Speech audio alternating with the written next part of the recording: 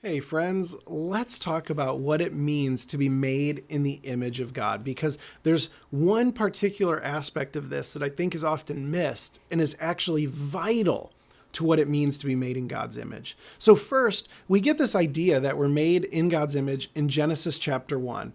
We are told in verse 26, God said, "Let us make mankind in our image, in our likeness, so that they may rule over the fish in the sea and the birds in the sky, over the livestock and all the wild animals, and over all the creatures that move along the ground."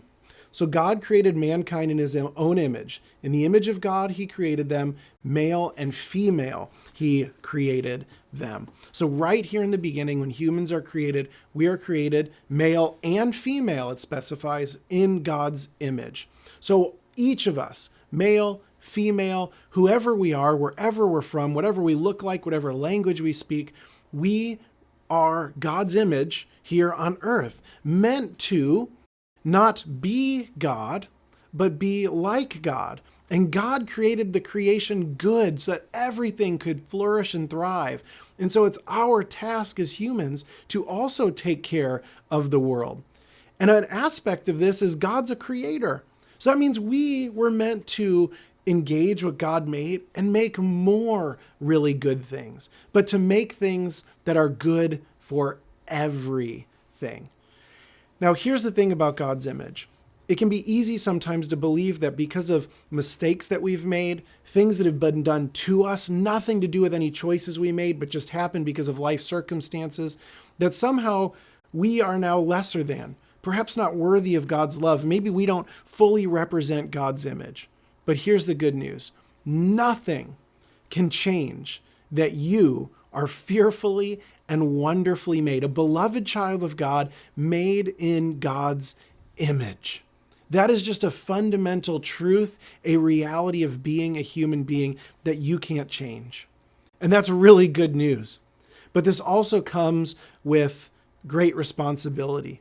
Because, for example, in the passages right before it says we're made in God's image, it's talking about God creating the world, and God speaks things into existence. Now, this isn't a straightforward scientific textbook, right? This is a explanation of who God is. And maybe God spoke things into existence, but we can still study the universe. But that's a different video. But this idea of God speaking things into existence, well, if we're made in God's image, then the things that we speak are going to have amazing power for life and for death.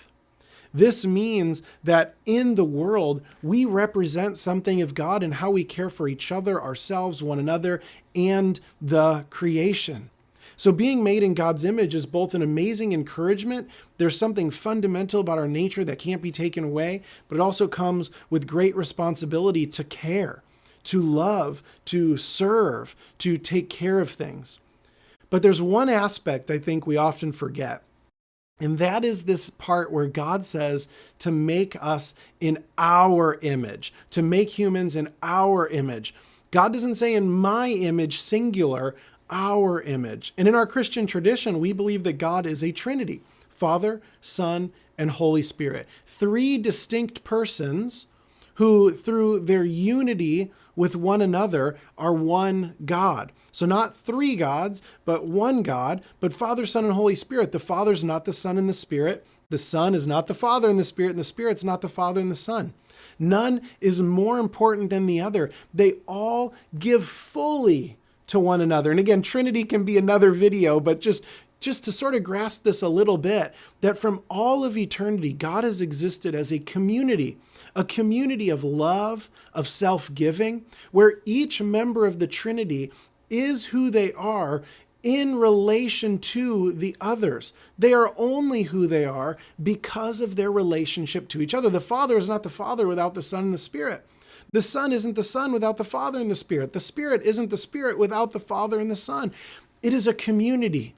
So when God says to make mankind, all humans, again, men and women, in our image, we are made in the image of a community. Let that sink in for a moment. We are made in the image of a community, which means I, by myself, Phil, do not fully represent the whole image of God. It is me being fully myself in community with others. I do not find my fullest identity and expression of who God has created me to be by myself. It is in and through my relationships with others, how I love and serve, and how I am loved and served. So I need others in order to fully exist as myself. And this makes a lot of sense, right? If you've ever been lonely for a few hours, days, weeks, months, years, you know how detrimental that is. Loneliness has a physical, spiritual, mental toll if we're not around other people. Why? Because we're created to be together. And together, being our unique selves, dancing with each other, giving and receiving, both being needed. When the Son pours out fully to the Father and the Spirit, the Son is still full because the Son is receiving from the Father and Spirit. We are meant to live in a similar way, to give to one another and to receive, to find the fullest expression in relationship. And of course, this means relationship not just with everyone who's just like us, but with people who are different than us as well. Because each of us is uniquely made in God's image. People of different languages, cultures, skin tones, even beliefs and ideas about the world, different skills, different life experiences. Together, we are the image of God. So you are the image of God, I am the image of God, but most fully, we are the image of God together. So reflect a little bit on what that might mean in your community, in your life. Both remembering that nothing can change, that you are a beloved child of God, made in God's image, that you are made fearfully and wonderfully for a purpose, that you have a place, that you are not here by accident, but for a reason, and that you have the opportunity to be like God in the world, caring for it, creating, being wonderful, but that you also need others. And it is through community, working with and among, serving and being served by others, that you most fully express that image of God. So the next time you read those passages or think about being made in God's image, I hope you are both encouraged and challenged, that the Spirit moves in your life to fully express what it means to live as the image of God.